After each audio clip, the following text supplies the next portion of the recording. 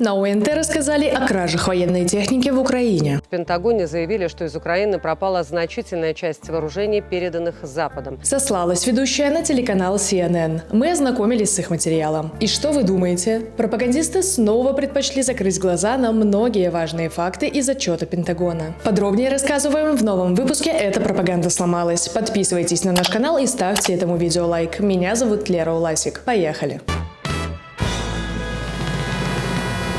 CNN действительно написали о докладе Пентагона, в котором говорится о случаях хищения в Украине вооружения, предоставленными странами НАТО. На этом, правда, в сюжете ОНТ заканчивается. Итак, лимит превысили, да еще и на вражеское СМИ сослались. В Пентагоне заявили, что из Украины пропала значительная часть вооружений, переданных Западом. На самом деле украдены были гранатомет, пулемет, около 60 винтовок, около 2000 патронов и бронежилеты на сумму $17 тысяч.